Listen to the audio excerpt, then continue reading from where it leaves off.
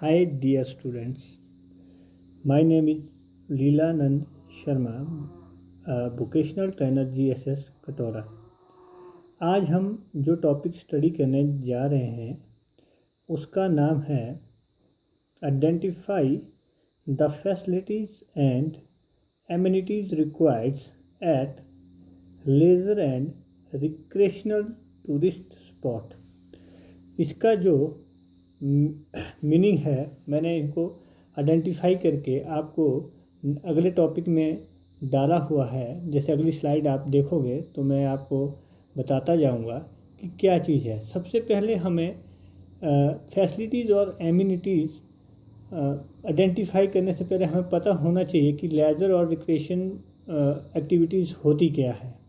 इसके बारे में मैंने पहला क्वेश्चन डाला है, what is the leisure and what is recreational. उसके बाद हम ये नेक्स्ट स्लाइड पढ़ेंगे जो हमारा मेन टॉपिक है। Then what is leisure tourism.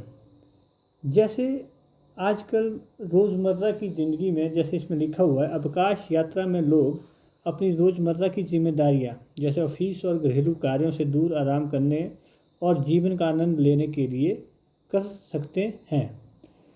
इस लेज़र समय में लोग मनोरंजन और खेल गतिविधियों में भाग लेते हैं और उनका आनंद उठाते हैं और किसी अच्छे होटल या रिजॉर्ट, बीच पर या किसी नेचुरल टूरिस्ट स्थान पर जाकर आराम करते हैं। लेज़र टूरिज़्म मुख्य रूप से विश्राम और आनंद के लिए करते हैं। जैसे डायग्राम में भी बताया गया है, थोड़ा बहुत आपको दो डायग्राम मैंने यहाँ पे डाले हुए हैं। आप ये देख सकते हैं कि कुछ समय से ये पैटर्न चला हुआ है कि आप लोग जैसे ही फ्री होते हैं लोग घूमने फिरने के लिए इधर उधर चले जाते हैं। जैसे डेली आप एक ही काम रोज़ करते हो, जैसे जो ऑफिस में नौकरी करता है या कोई डेली रूटीन वर्क करता है, तो कई बार हो जाता है कि थक जाते हैं। जो भी हमारे पास सेकंड सैटरडे संडे वीकेंड आता है तो लोग आजकल घूमने के लिए निकल जाते हैं और अलग अलग प्रकार की एक्टिविटी करते हैं। What is recreational tourism. मनोरंजक पर्यटन से अभिप्राय किसी प्रकार की मनोरंजक गतिविधि, किसी खेल, सांस्कृतिक कार्यक्रम और आनंद लेने के लिए की जाने वाली यात्रा से है। जो लोग अपने शरीर और मन को रिफ्रेश करने के लिए करते हैं। देखो, रिक्रिएशन में क्या होता है कि जो भी लोग जैसे इस पार्टिसिपेट करते हैं, ये खेल के प्रति सांस्कृतिक संध्या, उसमें डांसिंग, पिकनिक, डेली पिकनिक, जैसे सुबह गए और शाम को वापस आए, नियर बाय डेस्टिनेशन जाते हैं, वहाँ पे अपनी फैमिलीज़ के साथ पिकनिक करते हैं, या कोई सांस्कृतिक कार्यक्रम होता है या कोई इवेंट्स होता है, उन जगहों पे जाते हैं और अपनी चीज़ों के बारे में अपने जीवन का आनंद लेते हैं। ये देन हम आते हैं अपने टॉपिक पर, facilities and amenities. Facilities and amenities at leisure and recreational tourist spot. Facility, इसका पहले मीनिंग क्या होता है, हमें फैसिलिटी का पता होना चाहिए है कि फैसिलिटीज़ और एमिनिटीज़ क्या चीज़ होती है। देखो, इसमें लिखा हुआ है, facility and amenities may refer to an installation, contrivance or other thing which facilitates something, a place or doing something, a commercial or institutional building such as a hotel, resort, school, office complex, sports arena और convention center, medical facility etc. इसमें बताया गया है कि facility वो चीज़ है जो आपको किसी स्थान पे दी जाती है। जैसे इन्होंने तो पूरा बताया है, कमर्शियल, इंस्टीट्यूशनल, बिल्डिंग का कोई काम है, सच एज ए होटल। जैसे हम ट्रैवल लाइन से या टूरिज्म लाइन से है तो हम होटल और रिजॉर्ट के बारे में बात करते हैं। जैसे होटल वहाँ पे होगा। मेडिकल फैसिलिटी हर जगह पे ज़रूरी है, क्योंकि ये टूरिज़्म में भी जब हम जहाँ बाहर जाते हैं तो वहाँ पे फर्स्ट एड किट आपका साथ में होना ही चाहिए। देन एक होटल के रूम में क्या क्या फैसिलिटीज़ और क्या क्या बेसिक एमिनिटीज़ होती है आजकल के टाइम में, वो इसमें मैंने बताया है। इसमें 10 प्रकार की दी है। इंटरनेट, फ्री वाईफाई, ये आजकल सबसे ज़रूरी एमिनिटीज़ होटल के या रिजॉर्ट के रूम में हो गई है, जिससे क्लाइंट अपना इंटरनेट चालू रख सके और अपने ऑफिस का काम वहाँ से भी चालू कर सकता है, या वाईफाई से फ्री इंटरनेट से कोई कहीं और भी बात कर सकता है।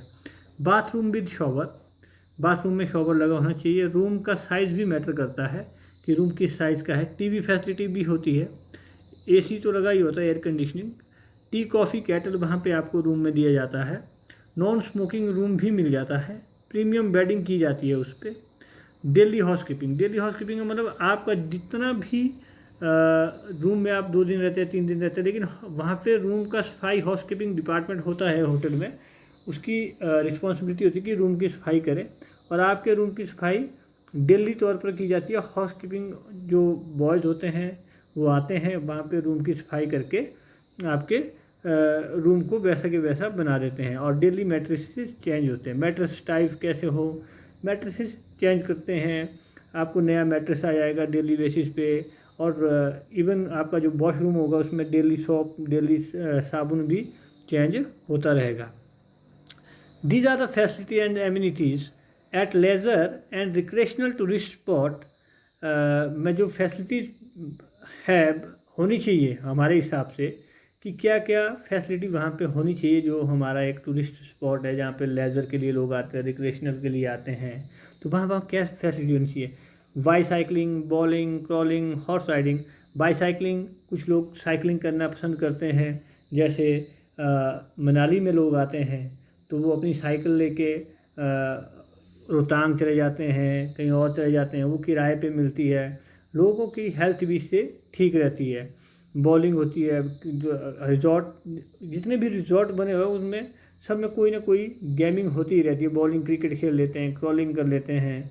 हॉर्स राइडिंग, जैसे आप शिमला घूमने आते हैं या इधर आप श्रीनगर चले जाते हैं, श्रीनगर में गुलमर्ग में हॉर्स राइडिंग होती है, शिमला में कुफरी में हॉर्स राइडिंग होती है, नाल देहरा में हॉर्स राइडिंग होती है।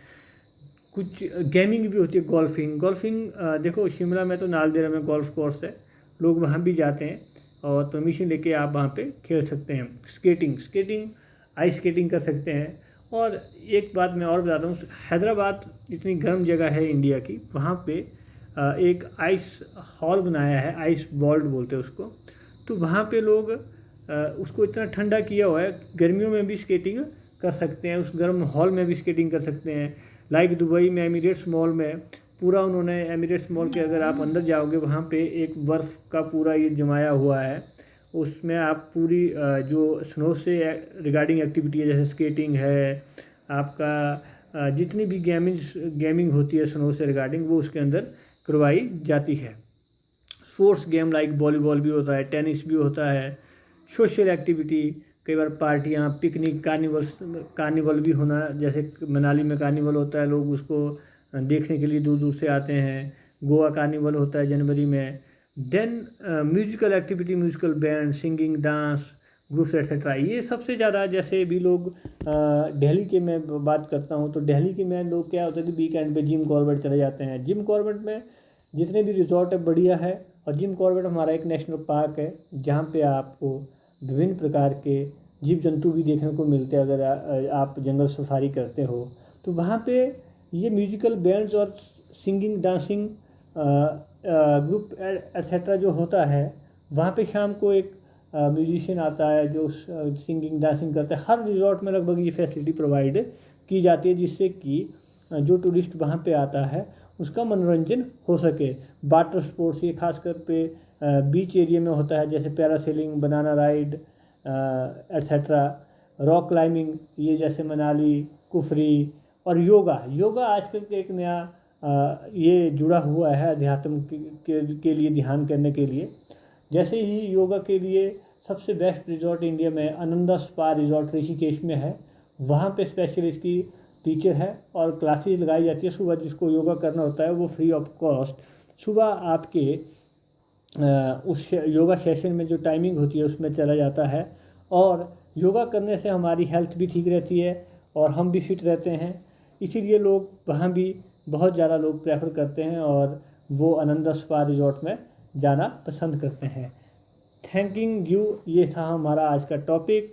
धन्यवाद। Thank you.